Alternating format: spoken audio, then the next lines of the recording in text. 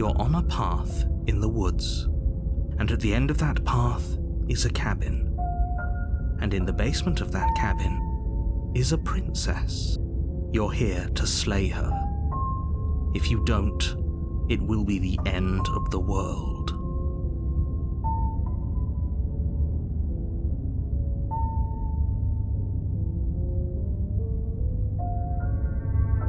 I can assure you that you're not dead.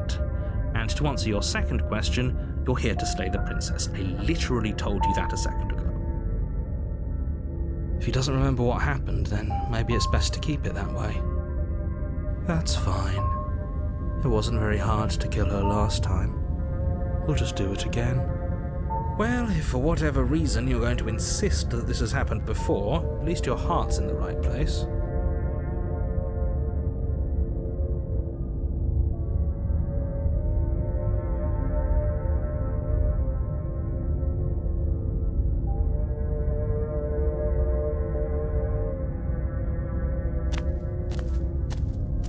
A warning before you go any further.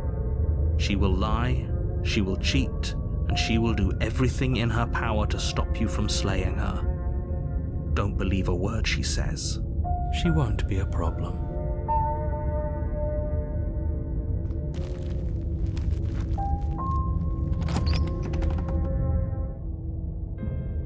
The interior of the cabin is cold, a soft odor of dirt permeating the air.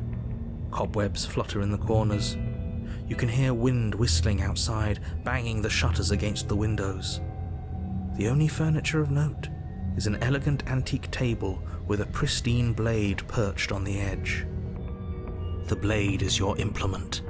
You'll need it if you want to do this right. It feels like no one's been here for a long, long time. Like I've been saying, she's dead. We killed her already.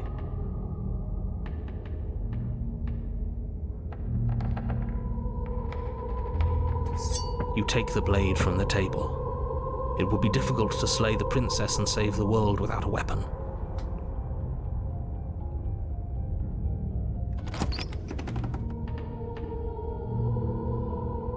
The door to the basement groans open, revealing an old banister and a creaky wooden stairwell. Everything is coated in a thick layer of dust, and you can feel it settle into your lungs as you breathe in the stale air. The very building itself feels dead. If the princess lives here, slaying her would probably be doing her a favor. The room below is silent. Nobody's here. Naturally. As much as I appreciate the optimism, you shouldn't be so sure. I guess we'll just have to go down and see. As you descend the final step, the form of the princess comes into view. A skeletal body, lying in a heap on the floor, its wrist still bound to the wall by a thick chain. Okay, she's definitely dead. It's just like I told you. Before you have a chance to finish your thought, the top of a head appears from underneath the floor. Two deep-set eyes stare up at you, followed by a mischievous skeletal grin. And finally, the rest of the body floats up to join the head. Wait, this isn't right. What's going on here? Ghost! Oh. Wow. How absolutely terrifying.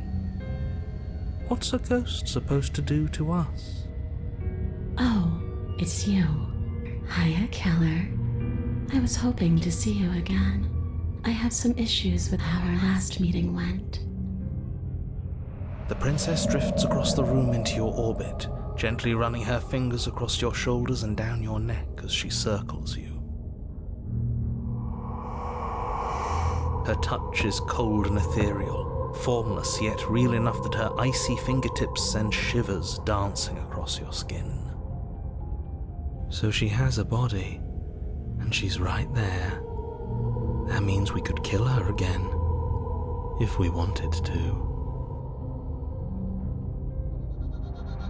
Without a moment's hesitation, you lash out with your blade. It's like you're slashing at air.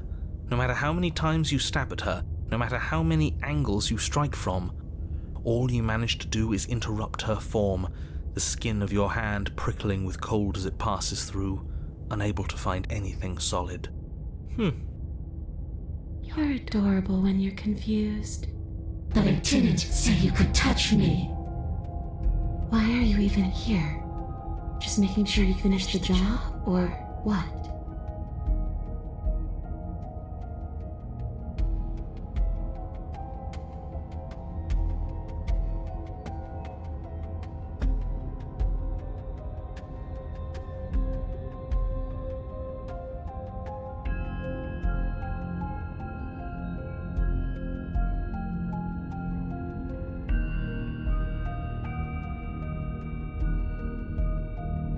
You don't look dead, killer. The princess grabs your wrist, a sudden shock of cold flowing all the way up your arm, her eyes still fixed on yours as you try to squirm out of her grip. And you don't feel dead either. She lets go and pulls away. Your fingertips tingle painfully as the chill subsides. I'm less interested in why you are, or how you are, and a lot more interested in what you are.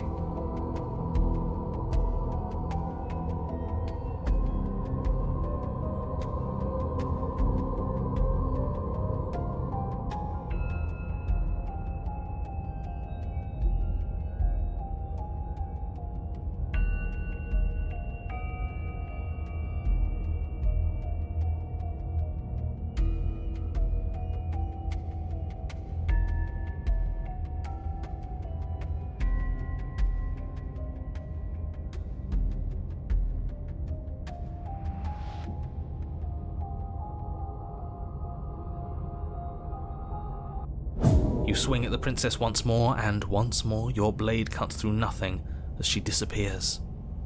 Really? Her voice chides from elsewhere in the room. You whirl around, finding her hovering between you and the basement stairs, looking you over with grim disappointment. She draws in close. I was willing to let bygones be bygones, killer. I was willing to ignore everything you did to me so we could get out of here, together. All I ever wanted was to leave this place. All I ever wanted was to find a way back home. Wherever home is.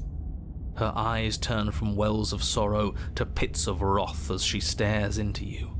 I guess violence is the only language you speak. She forces her hand into your chest, and then... Yes? Nothing happens. Are you sure about that?